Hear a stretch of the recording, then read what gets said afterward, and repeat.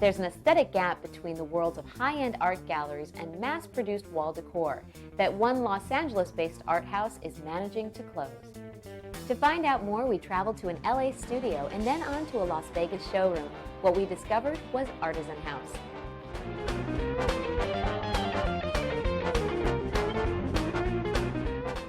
Artisan House was founded in 1964 when two partners in the jewelry business branched out into the specialized world of metal art.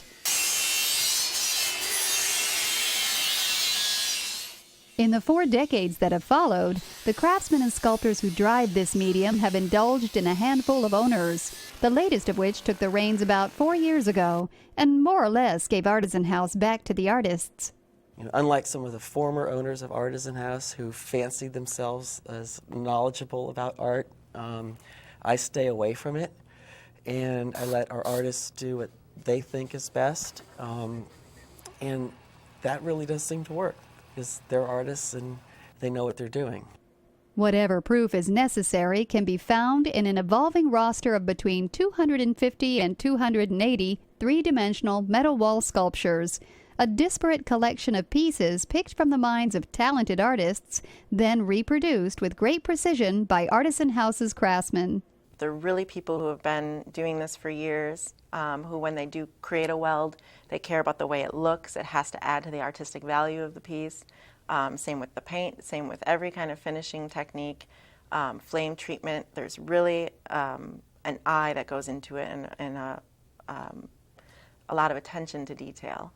None of this has been lost on the general public. Artisan House's creations pop up everywhere, from restaurants and hotels to Mexican soap operas and The Sopranos, where a piece called Rhapsody hangs above Tony Soprano's mantle. And I've seen other movies that you get a glimpse of it and you think, well, I think that's ours. For the most part, it shouldn't be too tough to determine an Artisan House original. They are, after all, without any real competition. This is partially because Artisan House fills that gap between the exclusive galleries and traveling art fairs, and partially because of the attention they devote to every detail. One thing that I have come to appreciate in the years that I've owned the company is the difficulty in making these pieces and making them right, and making them last, making sure the welding is done exactly correctly, making sure the quality of the materials used is high. And when we're making some outdoor pieces, for instance, we will make sure that every component of the piece, even the hooks that hang on the back, we used to hang, they're all made out of stainless steel. Because if you have some regular steel in there, it will rust and break, and that's the weak link in the chain. And despite Schilling's hands-off approach to the creative side of the business, he isn't about to tolerate weak links. For this reason, Artisan House's line of products is constantly in flux. They add about 30 new designs each month at their main showroom in High Point, North Carolina. And we're always looking for new fashion trends.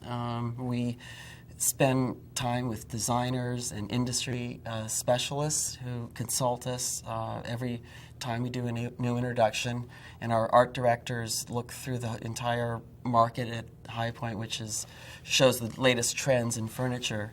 And our pieces are designed to be complementary. The ultimate result is a collection of multi-dimensional art that's versatile enough for a variety of uses, affordable enough for the average homeowner, and sturdy enough to endure the test of time. There's a lot of ways that you can cut corners by using less expensive metal, but that would mean the piece would rust or the paint would flake off. And I am really, really focused on making a high-quality piece that will last for years. And really, these pieces should last, I can't say forever, but it's only a 40-year-old company, so I guess we'll have to wait and see.